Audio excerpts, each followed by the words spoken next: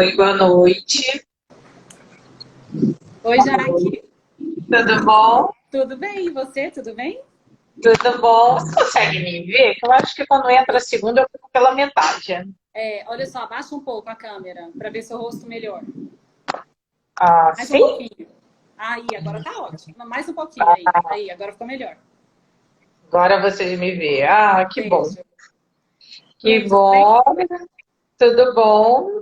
Tá Tudo. entrando gente aí, vão Que bom. começar ontem. Eu acabei confiando no tempo de 60 minutos e ele finalizou em 59. E não Aham, deu tempo da gente se despedir. ótimo. Então, é melhor hoje a gente não confiar no tempo e a gente finalizar um pouquinho antes. Tranquilo. Vamos lá. Pode ser? Pode demais. Vão conversar um pouquinho para começar às 7h05, 4 minutinhos só de Ah, espera? vamos sim. Vamos. Pois, deixa o pessoal entrando. Chegou, a Carlinha disse que chegou. E é engraçado, né, que a gente começou ontem, né, e na hora que eu e o Lucas estávamos aqui, aí aparecia que tinha ali 59, 56 visualizações. Quando finalizou, a gente teve no total mais de 200 visualizações, né? Porque tem quem fica o tempo inteiro e tem quem não fica, né? Quem É. entra e sai. Aí E, agora. e Oi? não são contados aqueles que vêm depois, né? Porque eu mesma vi no IGVT depois. Isso aparece também depois. Ah, parece? Aparece quem visualizou depois. Então acaba sendo uma coisa tem que aprender. Vou pedir meu técnico lá para ajudar da próxima vez para a gente fazer. Ótimo. Mas então, vamos começar então? Começar te Vamos sim. apresentando? Pode. Bom, a Melina, ela é antes de tudo a minha amiga, é minha advogada, né? E a gente vai conversar um pouco hoje sobre uma parte. Ontem a gente falou de finanças e hoje a gente vai falar de contratos. Não só de contratos de sucessão empresarial, mas também entender um pouco sobre a diferença contratual, nos cuidados que tem que ter tanto pessoa física quanto jurídica. A gente sabe que existe vários contratos informais, né, de boca, como é que funciona isso no dia a dia. A Melina, ela tem mestrado em Direito do Consumidor, ela tem também uma especialização em governanta, como os colegas de MBA, de gestão de franquia, então ela tem bastante capacidade técnica para falar sobre o tema.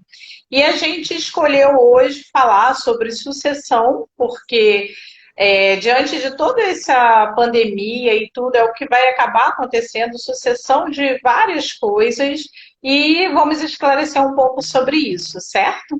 Certíssimo, Jaque. Certinho? Então vamos lá, Melina.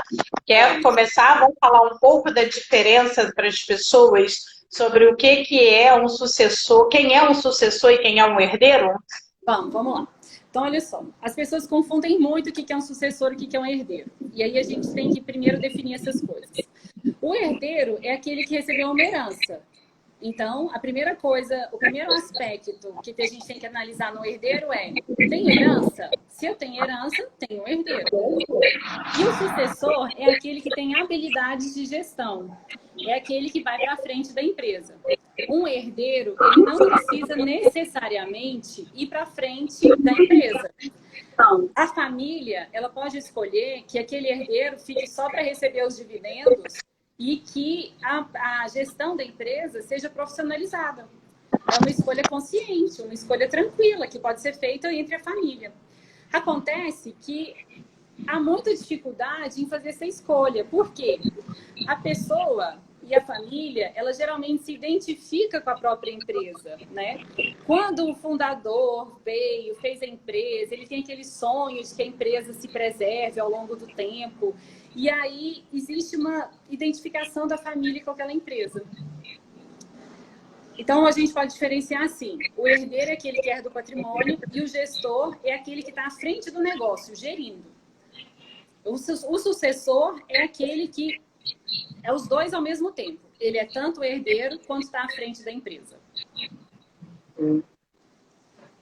E uma coisa que seria bom também a gente explicar, já que assim, é quem está à frente da empresa e quem é sucessor. E quando acontece, num momento delicado desse, de alguém, por exemplo, morrer, e aí não tem nada definido. Como é que fica esse caso em empresas, né? No caso de uma morte não programada, eu acho que ninguém programa morte também, né? Mas Ô, Jaque, essa é uma pergunta muito interessante, porque assim, quando que a gente deve pensar em sucessão empresarial? A gente deve pensar em sucessão empresarial em vida, porque depois da morte não adianta a gente pensar na sucessão empresarial. Só que muita gente não gosta de pensar numa morte, né? E assim, e quando a gente fala de sucessão, não significa necessariamente que tem que ser uma morte. Pode ser uma aposentadoria. Eu vou me aposentar e vou fazer outra coisa e vou deixar a minha empresa para os meus herdeiros ou os meus sucessores. Então, a gente precisava parar de pensar um pouco que a sucessão ela só se dá com a morte, né? Ela pode se dar com a aposentadoria, ou eu vou abrir outro negócio que eu tenho um sonho, é mais rentável, eu vou me dedicar a outra coisa. Então, podem ser várias coisas e não necessariamente só o evento morte. Mas se aconteceu, e também não é só a morte, né? Pode ser uma invalidez. A pessoa teve uma doença, ficou inválida e não pode mais gerir a empresa. Tem que haver um consenso entre os herdeiros. Eu achei muito interessante, eu escutei uma frase que é atribuída ao fundador da Bombril. Dizem que o fundador da Bombril, ele tinha 3 filhos. E aí ele escrevia cartas para esses filhos. E Bombril é uma empresa que todo mundo conhece, né? Uma empresa de sucesso. E nessas cartas para esses filhos, ele escrevia assim: filhos, tenham entendimento entre vocês, porque vocês não vão ser donos, vocês vão ser sócios. E quem tem sócio tem patrão, tem que dar satisfação. Essa frase dele é muito famosa. Quem tem sócio tem patrão, tem que dar satisfação. Por quê? Principalmente se tratando de herdeiros ou de sucessão, o que acontece? Se a gente vai montar uma sociedade, a gente escolhe. Eu escolho você ser minha sócia, minha parceira, eu escolho outra pessoa. Na família, a gente não escolheu o nosso sócio. Então, eu não escolhi meu irmão dentro da família e não escolhi meu sócio na família empresária. Conflito armado, né? E aí, e se acontecer um evento morte ou invalidez inesperado, e eles têm que resolver na hora quem vai ficar no lugar do dono, porque dono, depois que o fundador for embora, não existe mais. Vão existir sócios. E para sócio tem que ter entendimento. E existe um problema muito sério entre as sociedades, que é o quê? Toda sociedade é baseada em 3 pilares, né? O dinheiro, o poder e a confiança. Equilibrar esses 3 é muito complicado. Quem tem sócio sabe disso, né? E existe um ditado importante que fala assim: as pessoas costumam falar mal de casamento. Quem fala mal de casamento é porque não tem sócio. Sociedade é muito pior do que casamento, né? Sociedade tem que prestar contas, né? Agora imagine uma sociedade com alguém que você não escolheu. Sim, é muito pior. Não é mais difícil? Não é que eu posso falar que é pior, mas é mais difícil. Quando o negócio é muito rentável... Analisa o risco, né? O que aconteceu com o Bombril? Bombril era um negócio muito rentável. A família, os 3 irmãos, sem entrarem em consenso, acabaram abrindo capital, venderam. Depois esse capital acabou indo para um italiano, muito complicado. Parou numa demanda judicial por muitos anos, até um dos filhos conseguir retomar a empresa. Então, o conflito durou muitos anos. E olha que o pai ainda trabalhou esses filhos antes para tentar uma sucessão. Uhum. E já que outro aspecto da sucessão que eu acho muito importante é assim, ó. Às vezes, o fundador quer escolher o sucessor. Eu acho que meu filho, fulano, é o que tem mais talento. Vai ser mais problema ainda. Porque na hora que o pai faltar, os outros vão virar para o fulano e falar assim: você foi a escolha do nosso pai, mas não é a nossa escolha. Pode acontecer. Não pode acontecer. Porque Sim. geralmente vem à tona todos o quê? Todos os conflitos, todos os traumas, todos os problemas. É. E Melina, tem outra coisa ainda dentro dessa linha, né? Teve uma pergunta, não, uma afirmação que subiu aí, que é assim, eu não quero sócio. Né? E aí também é o momento da gente falar também de quem não tem sócio. Quais são os riscos que é atribuído para um Eireli? O que que Bom, tem uma empresa sem um sócio? O que que acontece? ele não tem sócio e ele tem sucessor, né? Porque às vezes o que vai acontecer? A pessoa A não quer nem empresa sócio, acaba. nem sucessor. Aí a empresa vai acabar com ele. Existe uma estatística, Jaque, que apenas 33% das empresas passam da primeira para a segunda geração. Então, a mortalidade das empresas familiares é muito grande. E se a gente for falar em terceira geração, diminui mais ainda. Agora, a pessoa pode fazer uma escolha consciente de falar assim, eu não quero sócio. Tudo bem. Então, você vai manter uma empresa até quando? Porque eu acho que um dos grandes problemas nossos é que a gente acha que é eterno, né? É Acha que verdade, é né? eterno. Quando É a gente verdade. conhece uma pessoa mais velha, assim, mais idosa, e hoje as pessoas têm trabalhado mais tempo, até 80 e poucos anos, ela desapegar daquele poder e abrir mão, passar o bastão adiante, é uma coisa rara de se ver. E uma coisa Sim, que a gente tem que pensar é assim, quando uma empresa dá certo, ela é lucrativa, o fundador vai ter que chegar à conclusão que a obra dele, a criatura, ficou maior do que ele mesmo. E ela vai viver mais do que ele. sim. Porque ninguém é eterno. E uma empresa pode durar mais do que a vida de uma própria pessoa. E aí ele vai ter que passar o bastão para frente, seja para um herdeiro, seja para um sucessor, seja para um profissional, seja para abrir o capital na bolsa. Alguma solução vai ter que ter, senão a empresa morre junto com ele. E isso as pessoas realmente não pensam. Eu tive um cliente aqui no Rio que era uma empresa familiar que o filho assumiu a gestão, porque teoricamente o pai ia se aposentar. E aí eu trabalhei com um outro consultor toda a formatação da franquia. No momento de colocar no ar, fazer o plano de expansão e vão vender franquia, o pai apareceu. Aí falou: apresenta aí. Nossa, foi uma frustração. Porque eu apresentei todo o trabalho, e claro que assim, a gente quando faz um trabalho e ele é bem feito, tem aquele orgulho, aquela coisa, tá pronto o material. E ele falou bem assim: já pagaram essa moça? Porque eu não vou fazer nada disso. Se não quero fazer franquia, que eu não quero estranho no meu negócio. Mas, nossa, não estava aposentado? Estava aposentado, mas não estava, né? A decisão final foi deles. E até hoje eles não colocaram nada de franquia no ar. Continua com uma rede enorme, cheio de problemas, com 26 unidades, mas ele não quer fazer franquia. Então, enquanto ele estiver vivo lá na frente, isso não vai acontecer. Isso acontece, né?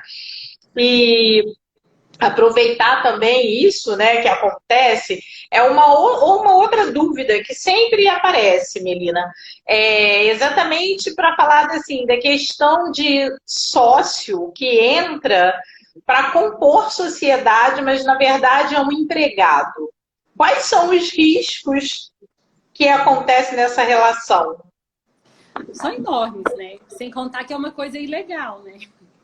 Vamos começar assim, por ser ilegal. Né? Ilegal por quê? Geralmente a gente vê isso muito nas empresas que querem continuar no simples. Quer continuar no Isso. simples, aí eu não posso mais porque meu faturamento superou, eu tenho que colocar outra pessoa no contrato social. Então tá, colocou outra pessoa no contrato social. Mas e aí? Se um dia essa pessoa virar para você e falar, olha, então tá, eu sou a dona, pronto, nem precisa entrar mais aqui. Aí você vai ter que falar assim, não, você é um laranja. Você vai assumir que ele é um laranja, que você contratou um laranja? Então, assim, e outra coisa, com o cruzamento de informações que a gente tem hoje, é muito complicado fazer um arranjo desse, né? É um arranjo, então, que precisa ser organizado. Como? Sim, Com um com acordo de acordo. sócios, com alguns instrumentos, mas a gente tem que lembrar que os instrumentos particulares, eles não podem prever uma situação ilegal, porque eles são insustentáveis, né?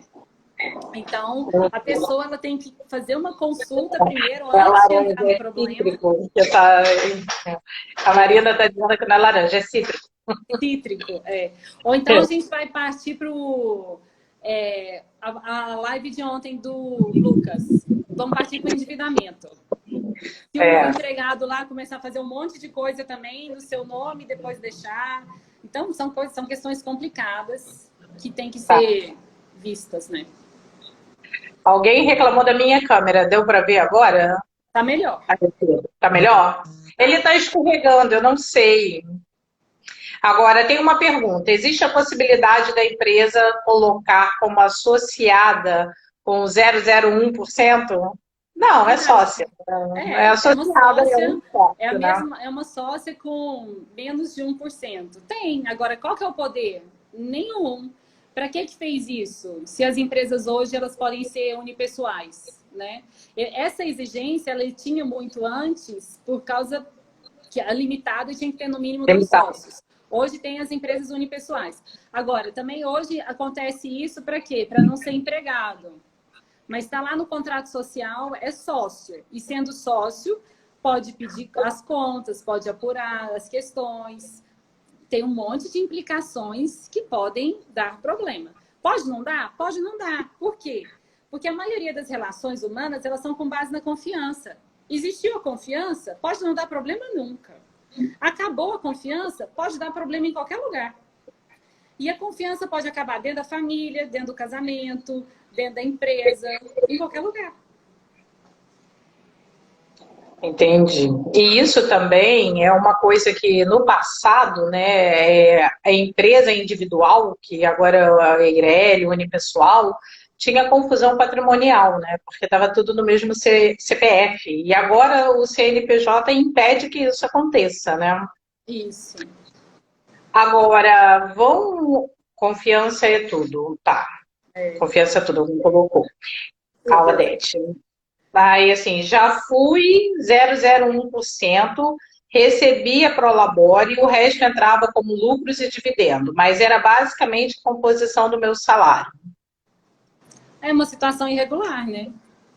Coloca dentro da sociedade para quê? Para não pagar os encargos sociais de como empregado. E aí, qual que é a segurança? Qual que é a expectativa? É problema. Agora, o que acontece? Eu acho que a gente, assim, eu acredito nisso, que com o uso da tecnologia e com esse cruzamento de dados, a gente precisa ficar o mais próximo da realidade possível. Está dentro do contrato social, é sócio e tem a postura de sócio, porque pode ter responsabilidade e pode ter benefícios. É um empregado, postura de empregado. Tem subordinação, tem que obedecer e tem direito a salário, férias, 13º, todas as regras, né, que compõem. A gente tem a mania de fazer o jeitinho brasileiro, né? E eu acho que o jeitinho brasileiro, ele está em extinção. Porque o cruzamento das informações vai obrigar a gente a ser mais ético. E o que eu acredito é assim, quem desenvolver uma postura mais ética antecipadamente vai sair na frente. Sim, e aí o que todo mundo hoje fala, os que as empresas falam de compliance, de ter uma governança para tomar conta, vai muito por conta da tecnologia, né? Por conta da tecnologia. As pessoas estão falando de se precaver contra problemas, mas naquela empresa que existe uma cultura da ética, da transparência, do diálogo, não vai ter um problema. Ou se tiver um problema, ele vai ser contornável facilmente. Você estava falando aí do fundador que depois não quis fazer a franquia. Uma vez eu conheci uma família que o que aconteceu? Os valores da família eram tão importantes, tão sólidos, tão fortes, que os filhos, a segunda geração estava na gestão. Mas a primeira geração, que disse que estava aposentada, mas os velhinhos iam lá na empresa todo dia. Eles iam todo dia. E aí eles chegavam e os filhos que estavam na gestão tinham tomado uma decisão. Aí os velhinhos chegavam e falavam assim, não gostei disso, tem que ser feito isso, tal. Aí eles falavam assim, nós vamos fazer igual o papai mandou, porque ele não sei o quê. Ah, mas ele não estava mais na gestão. Mas os valores da cultura da empresa eram mais fortes do que os valores financeiros. E tudo bem. Porque dentro de cada aspecto da família, você vai ter que respeitar. Nessa consultoria aí que você falou, o que você fez? Vamos pegar o projeto de franquia e arquivar. Arquivar. Quanto Nossa, tempo a gente não sabe. triste. Triste, né? Porque, assim, para nós, né, que somos consultores, o que conta é o sucesso da empresa, não é receber só pelo trabalho. Claro que receber pelo trabalho é importante, mas o melhor, né, quando a gente vira empresário, o que conta para gente não é mais currículo acadêmico, é com o portfólio de clientes. E aí você vê o potencial gigante daquele ser arquivado porque o fundador não estava disposto a investir, acaba sendo triste, mas é um aprendizado. Então, isso.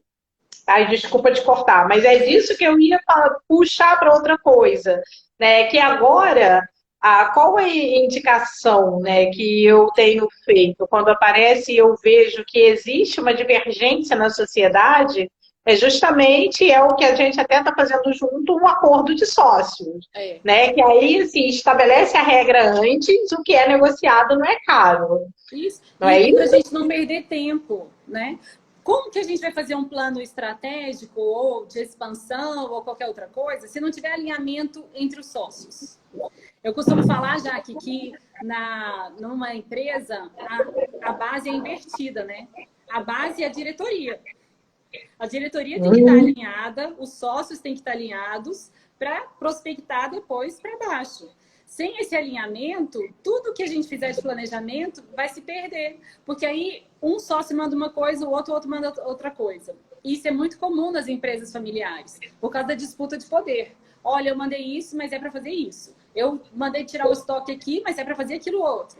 E aí começam os conflitos, que geralmente são de relacionamentos, e põem a perder o futuro da empresa.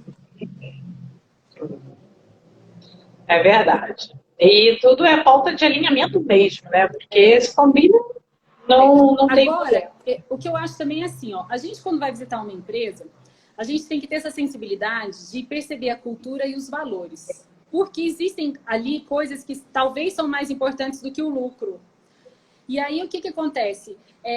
Por isso que toda empresa familiar, ela exige uma coisa, um projeto customizado, individual. Porque a gente tem aquele ditado assim, ó, família é tudo igual. Não, família não é tudo igual. Família tem valores diferentes, tem estrutura diferente, tem uns que aceitam cunhados e genros, tem outros que não aceitam hipótese nenhuma. Então, é tudo diferente. E esse olhar, assim, cuidadoso para saber o que cada um espera. Eu acho que é o principal, tanto para a gente pensar em planejamento sucessório, pensar em herança. E outra coisa que eu costumo falar também, assim, já que o herdeiro pode até não querer ser um sucessor, mas ele não pode ser um alienado. Tem muito herdeiro que a única coisa que ele faz é mandar a fatura do cartão de crédito para a empresa pagar. Sim. E não sabe nem de onde está saindo o dinheiro. E aí ele se torna uma pessoa alienada. Então, a cultura come a estratégia no café da manhã. Sim. Isso. A gente faz todo um planejamento, aí os hábitos, a cultura vem e colocam tudo abaixo. Peraí, deixa eu ler uma pergunta que está aqui. Importante ter definição prévia dos papéis, por exemplo, se é um CEO ou presidente do conselho, do contrário, não será produtivo. Isso. Conselho de administração é uma coisa boa para a gente esclarecer. O que é um conselho de administração, né? O conselho de administração é quando a gente separa a gestão, que é a administração, da propriedade, né? Então, os donos, ou os sócios, ou os herdeiros, eles podem resolver fazer um conselho de administração e profissionalizar toda a gestão. Contratar um diretor comercial, um financeiro, um presidente, contratar todo mundo. E irem para o conselho. E lá nesse conselho, eles vão deliberar algumas decisões, comunicar para esses gestores e eles têm que cumprir. Aí onde está o conflito? O conflito está. O presidente do conselho deliberou dentro do conselho, mandou o CEO fazer. O CEO vai fazer? Ele deveria. E quando o CEO é o mesmo presidente do conselho? A mesma Sim. pessoa. E isso acontece muito, né? Porque é o que a gente chama de usar dois chapéus. Dois chapéus. Eu estou aqui na gestão e estou lá na propriedade. Aí os conflitos vão sendo maiores. Agora, quanto maior assim o diálogo, a transparência, vão evitando os conflitos.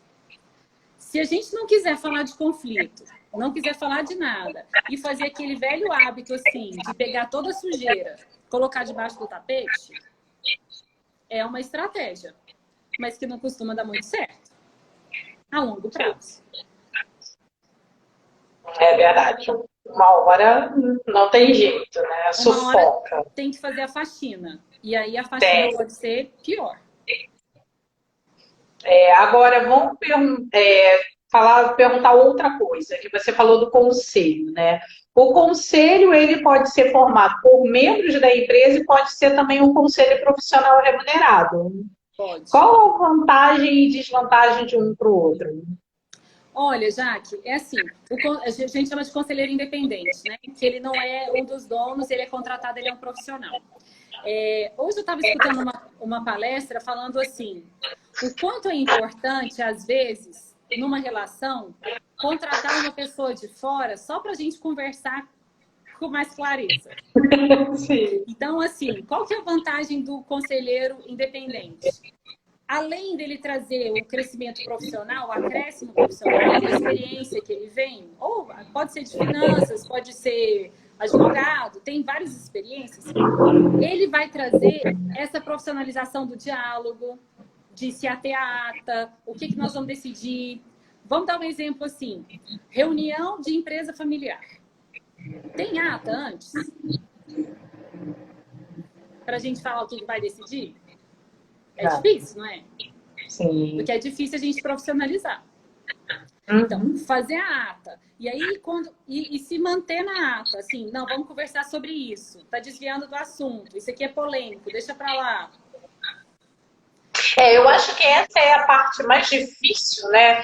Que é do jeitinho também brasileiro, né? A cultura é justamente da gente mudar de assunto, falar de outros temas para não ir no foco, né? E aí eu vejo que muitas empresas vêm com uma estratégia de assim, vou pegar lá, emprestar de uma startup, vou fazer uma metodologia Scrum, fazer uma reunião em pé para dar rápido, e mesmo assim está fugindo do assunto, né? Não está indo a fundo, não está escrevendo. E o conselho vem exatamente para fazer isso. Não é bem um mediador, né? Eu estou respondendo já uma pergunta que está ali. O conselho também faz papel de mediador? Ele faz o papel. Ele faz o papel de mediador do diálogo, principalmente na empresa familiar, né? Porque se a gente está num conselho onde ali todos os conselheiros são os donos, eles já vêm com alguns conflitos que não são da empresa, né? Ele vem com os conflitos familiares, eles vêm com os conflitos da empresa e ele vem com os conflitos de uma vida toda. O que às vezes pode impedir muito o diálogo. O diálogo não evolui, não vai para frente. E aí a gente vê, assim, que a maior parte dos nossos problemas, principalmente de conflitos, são de relacionamento, são de comportamento. Não escutar o outro, interromper. Olha, isso é demais, né? E aí o profissional, ele pode ajudar nessa intermediação. Agora eu vou fazer um monte de pergunta numa só, tá? Pergunta, como remunerar um conselheiro externo? Existe uma base, um percentual do faturamento? Outra coisa, onde buscar esse conselheiro? Seria um tipo um mentor? Não, o mentor é diferente do conselheiro. O processo de mentoria é como se fosse uma consultoria, né? Mas mais especializada para ajudar essa pessoa a desenvolver habilidades. A mentoria, desculpa te cortar, a mentoria é mais quando assim, você tem muita experiência naquele segmento e você vai ajudar outra empresa do mesmo segmento ou da mesma atividade. Seria isso, né? Isso, Como contratar um conselheiro independente? Existem bancos de conselheiros certificados. Eu mesma sou conselheira certificada do IBGC, Instituto Brasileiro de Governança Corporativa. E aí existe o banco de conselheiros, que você vai lá e busca um conselheiro independente com a expertise que você procura. É de finanças, é jurídico, é mais de habilidades assim de relacionamento. Então você vai lá buscar as habilidades. Como remunerar? Existe um preço de mercado para conselheiro. Então, dependendo da região, vai ter o preço de mercado do conselheiro. Ele pode receber porcentagem sobre a empresa? Poder, ele pode. Vai depender do que for combinado entre as partes. Porque o conselheiro de administração, quando eles deliberam no conselho, por exemplo, vamos deliberar que a empresa vai abrir franquia. Não deu certo. O conselheiro independente, ele responde pelo prejuízo da empresa com seu próprio CPF. Ele pode ser responsabilizado. Tanto que o conselheiro independente, geralmente, ele contrata um seguro. Para quê? Se for tomada alguma decisão e ele for responsabilizado, ele pode ter um seguro que é coberto. Então, qual que é a diferença, então, do conselheiro para o mentor? O conselheiro, ele vai tomar decisões e vai ser responsabilizado por isso. A mentoria está dando uma orientação, sem compromisso com seu patrimônio próprio pelas decisões tomadas. Então, assim, é bom deixar claro, né? Não é qualquer pessoa que pode virar um conselheiro. Eu não posso amanhã me oferecer para ser conselheira. Eu preciso ter essa formação, ter esse certificado antes de ser conselheira de uma empresa. Ô, Jaque, poder pode, porque não existe nenhum empecilho para ser. Mas acontece que a pessoa tem que estar bem consciente dos riscos e a empresa também consciente do que ela espera do mercado, né? Então, assim, não quer dizer que tenha que ser necessariamente certificado, mas o certificado é que ele se preparou e tem pleno conhecimento dos riscos. Entendi. Agora, Melina, vou voltar um pouco, porque é uma pergunta que é recorrente, né? É assim, nas empresas informais, né? Também é possível fazer um acordo, porque tem alguns negócios que começam informais antes de se legalizarem, aí começa fazendo uma coisa aqui, outra coisa ali.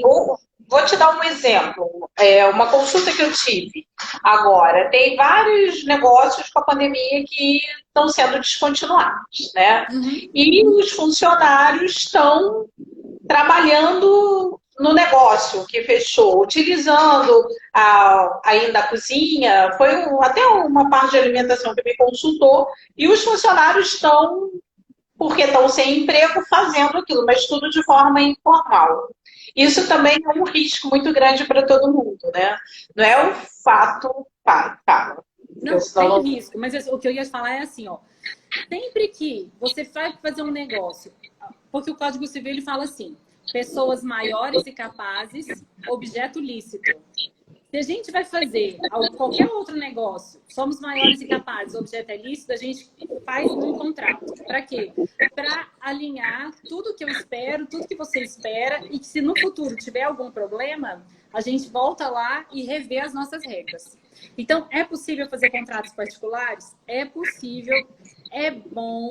E os contratos podem ser coisas simples. Você pode escrever num papel assim, o que eu espero de você?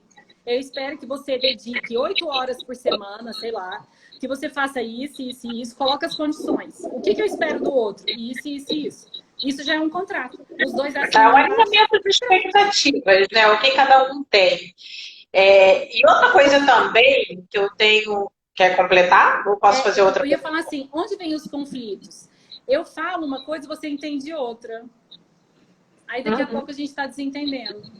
Quando a gente deixa por escrito, a gente volta lá e fala assim, não, peraí, o que a gente escreveu? Vamos lembrar o que a gente escreveu? Aí lembra que a gente escreveu e a gente volta. Lembra, Jaque, que lá no dia 20 de maio a gente combinou que ia fazer assim, assado? Aí você fala, me desculpa, eu não tô lembrando. Então vamos voltar para aquilo que a gente combinou no dia 20 de maio? Vamos ver. Né? Então, vamos combinar diferente agora? Porque já passou muito tempo. Vamos fazer diferente? Porque isso agora é até uma coisa que é bom a gente fazer, porque às vezes a empresa não faz a atualização contratual. E aí mudam as regras e eles continuam com um contrato anterior, com obrigações. Usa muito o contrato de adesão e padrão para prestação de serviço, não faz atualização e nem a empresa sabe mais o que está oferecendo no mercado, né? Isso também é um risco. São coisas diferentes. O contrato social é aquele que a gente vai lá na junta comercial para ter existência da empresa. Esse contrato que a gente está falando, que é um contrato particular, eu posso estabelecer, porque o contrato social, ele é público. Se eu fizer uma empresa com você, todo mundo vai lá e vê as nossas condições, né? Mas eu estou falando desse também, porque às vezes a empresa começa lá, vamos lá, fazer um buffet. Uhum. E aí ela transforma o buffet num restaurante aquilo. E aí depois começa a fazer coisas em casa, chefe em casa. E não atualizou o contrato social. E lá ela continua como buffet. Então é totalmente descasado o que emite na nota fiscal, e o que ela faz, né? Isso também tem que... Esse aí é o jeitinho brasileiro. Esse é o jeitinho brasileiro. A gente vai fazer, não vai dar nada, né? Eu fico pensando assim, aqui, pelo menos em Goiás, tá assim, ó. Saem os decretos, né, rígidos, né, de Covid, todo mundo em isolamento. Aí a gente lê o decreto e fala assim, não, eu não tô encaixado aí não, porque aí tá falando só disso e disso, então eu sou isso. A gente é muito criativo, né? E na nossa criatividade, a gente tá sempre esperando uma brechinha para não estar encaixado naquilo. O meu caso é diferente, você não entendeu o meu caso. O meu caso é isso.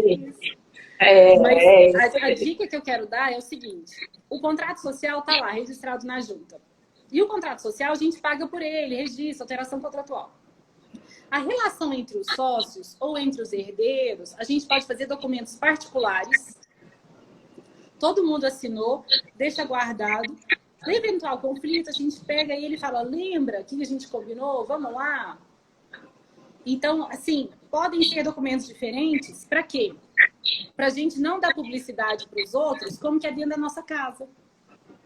Sim. Pode ser diferente. Mas enfim, tem várias outras coisas também que estão... Deixa eu ler algumas perguntas aqui, porque senão sobe muito, eu não consigo ver todo mundo.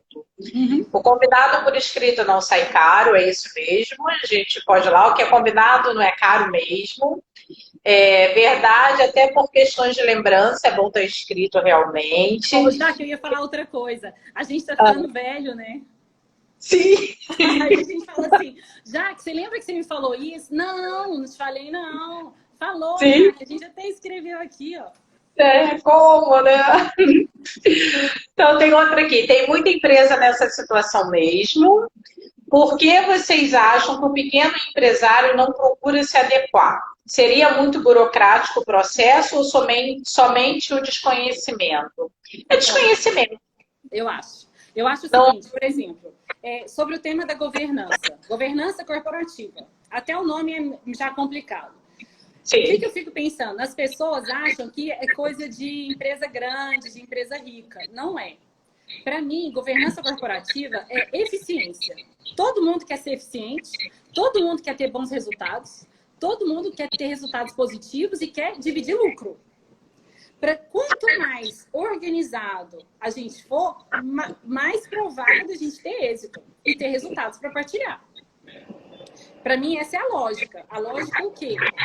Mais organizado, mais bem feito, mais alinhado, mais lucro. Então, assim, muita gente pensa que organização é burocracia. Para mim, organização é eficiência. E eficiência cabe para o microempresário, para o médio empresário, para o grande empresário, para todo mundo. Até para o meio informal, né? É o desconhecimento mesmo. Eu acho que assim, a nossa cultura, as pessoas já olham advogado só precisa de advogado quando tem problema. Né? E não vê que existe toda uma parte preventiva que a gente pode fazer antes do problema surgir. Né? Essa prevenção é que não é valorizada, né? E é muito mais barato, né? Muito mais barato. Agora, então, assim, resumindo, Jaque, eu acho que não só uma falta de conhecimento, mas é um preconceito. A pessoa fala, isso é muito caro. Aí você fala assim, você já orçou? Você já viu como que é? Não, mas eu já sei que é caro. Então, existe um preconceito que a gente tem que quebrar. E a gente quebra preconceitos com educação. Quanto mais conhecimento, mais educado, menos preconceito. Isso eu costumo até brincar, né? Aqui no Rio tem o Saara e o Boticário abriu uma unidade lá dentro do Saara. Então, todas as lojas, é um mercado popular aberto e o Boticário tinha a porta fechada por causa do ar-condicionado. E ela precisou abrir a porta para as pessoas entrarem. Então, advogado é muito visto assim, está fora do meu perfil, não se encaixa comigo. Né? Isso que é complicado. Agora, olha só, a gente falta agora 10 minutos para terminar. Então, eu vou ler as perguntas aqui. E o combinado, para quem entrou depois, é que vocês precisam, se tiverem alguma dúvida, quiserem perguntar, manda para o meu Instagram ou para o da Melina. Lá na minha bio tem um direcionamento para o Instagram da sua rede, que é a minha empresa. E a Melina também tem a empresa dela e a gente responde posteriormente o que não der para responder aqui. Mas o que der, a gente vai falar. Tem aqui, vou ler as últimas que estão aqui. Sim, às vezes é uma crença que só serve para empresas grandes. Burocracia, desconhecimento ou falta de grana para deixar tudo certo. Acho que a grana sempre fala mais alto, não? Mais ou menos. Leio todas, ou você quer começar? Mas é isso que eu tô falando, é o preconceito. Ah, a grana fala mais alto. Peraí, você já orçou? Você já viu quanto que é o valor? Nossa. Ah, não, eu já vi, não cabe no meu orçamento. Ah, beleza, aí então eu concordo. Mas assim, só tem esse profissional, você pode orçar outro, entendeu? Então eu acho assim, existe isso. Não, nem vou orçar porque eu sei que eu não dou conta de pagar. Agora tenho mais aqui. Quem quer crescer precisa ser mais eficiente e correr atrás do que o grande imagina. O empresário tem pressa porque as oportunidades chegam de forma rápida e para atualizar tem custo. O contador cobra, o advogado cobra e o empresário desconhece e não procura se informar. Isso aí. É um misto de tudo, né? Porque assim... Eu lembrei de outra coisa que tem. É assim, ó. A pessoa às vezes procura e fala assim, ó. Porque tem tudo na internet. Né? Sim. Se você jogar lá e falar assim, eu quero um modelo de acordo de sócios. Tá lá na internet. Aí a pessoa pega e fala assim, olha, eu já fiz aqui meu acordo de sócios, eu só quero que você dê uma olhadinha. Pois é, tem que botar na tabela da ordem, olhadinha, quanto é que custa. Mas não é isso, é assim. Tudo é uma questão de negociação. Tem advogados, tem profissionais que trabalham com um valor mensal que não é tão elevado e que, se você precisar, está incluído. Assim como o contador. A minha empresa de contabilidade, que faz a contabilidade da minha empresa, a gente tem um acordo e tem serviços que eu posso utilizar ou não. O que acontece muitas das vezes é que o empresário também tem vergonha de perguntar. Mas é outro preconceito. Agora, assim, falando sobre o copia e cola, o que eu acho muito importante? Um acordo, para ser efetivo, ele tem que ser exatamente retratar a nossa vontade. Se eu peguei um copia e cola e não discutir com você os termos, ele não é efetivo. E em direito, a gente chama isso de letra morta. Eu posso escrever o que eu quiser, eu não tenho intenção de cumprir. Porque a gente não discutiu aquilo antes, eu peguei um modelo pronto. Então, assim, pegar modelos prontos, às vezes é perder tempo. Então, tem que parar, conversar. Às vezes, 2, 3 cláusulas resolvem o nosso problema, não são coisas complexas. Sim, é verdade. Agora, deixa eu ler mais aqui. Parabéns, doutora Melina, sempre ser objetiva e didática. O brasileiro, infelizmente, não tem atitude preventiva. Que ótimo, a internet é tudo. bem isso e um monte de kkk. E aí vamos aproveitar para, assim, vou aproveitar esses minutos finais para falar o seguinte: quem quer se aprofundar nesse assunto, a Melina, ela tem um canal no YouTube com vários vídeos falando sobre os temas separados. Ela fez de forma bem didática lá e vocês podem tirar dúvida à vontade. Lá no canal do Instagram, do YouTube, além de vocês assistirem o vídeo dela, vocês podem também mandar perguntas que ela também responde. Tem o site da empresa da doutora Melina, que é o nalida.com.br, que vocês também podem acionar lá, entrar e tem os contatos direto na Lida, né? Deixa eu escrever direto. nalida.com.br, que vocês podem buscar. O nome da Melina é Melina Lobo Dantas, que alguém está perguntando Melina de quê. Parabéns, vocês arrasaram, ó. E coloquei aí o link da Melina para a gente continuar, porque eu fiquei traumatizada com aquela história de ontem, de no meio, acabou, né? Então, para ter também... parabéns, a conversa foi maravilhosa, gostei muito. A ideia da gente falar de assuntos sérios de forma leve e que todo mundo possa entender, compreender, porque às vezes a gente vê alguns assuntos jurídicos sendo tratados de uma forma que parece, assim, de outro planeta. E aí, sim, a gente tem que usar. Exatamente. Não tem bicho de sete cabeças. A ideia é da gente falar de forma bem leve de assuntos bem sérios, e é o nosso cotidiano. Delicados e que faz parte do dia a dia.